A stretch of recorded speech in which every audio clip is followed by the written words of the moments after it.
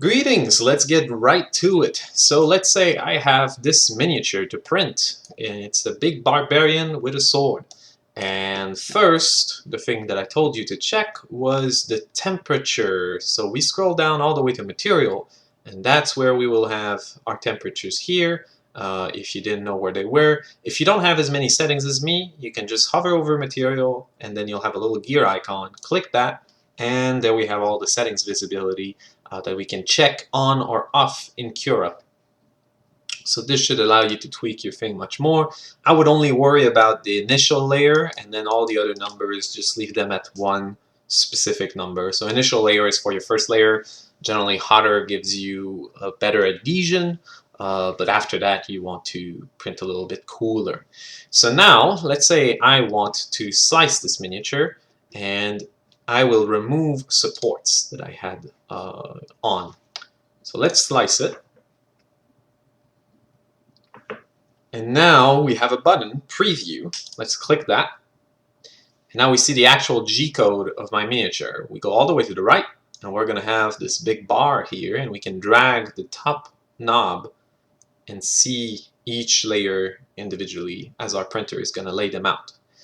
So now what we want to look at is first if there's any layer that pops out of nowhere, and second, if anything looks unstable.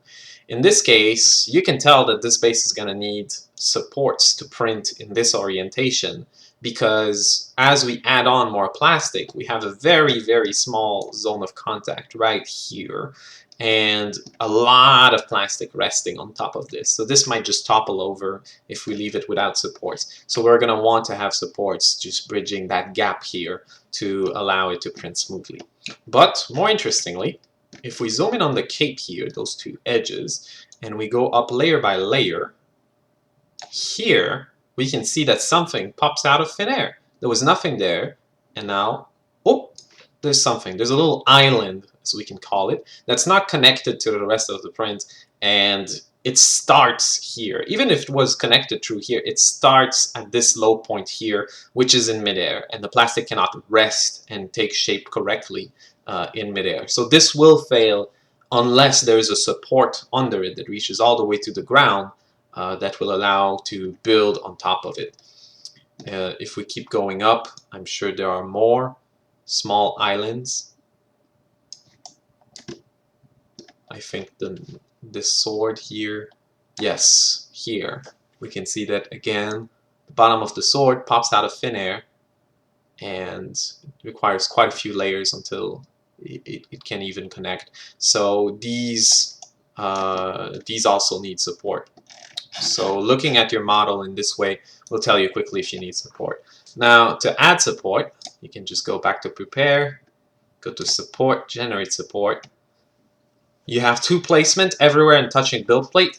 Everywhere is better because it will allow the slicer to put supports starting on the model. If you put only touching build plate, the slicer will not put supports that can touch the model at the base. So that means that something like this bottom of a sword here might be hard to grasp in this orientation with only touching build plate. It might actually not be supported at all. While with everywhere, the slicer might generate a support starting at the belt here and going up to the hilt.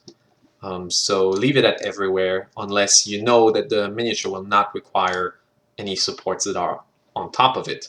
Support pattern, you can use zigzag. It's the one I prefer because it's a bit easier to remove and it's still sturdy. And then after that, you can fiddle if you want a support interface or not. The main pro of having a support interface is it makes the supports a little easier to remove, but they might not adhere as well to the model.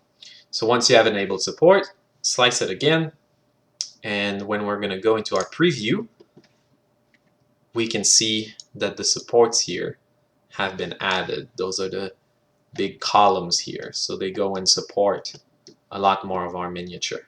And this should be much easier to print, although it will consume more filament and take more time.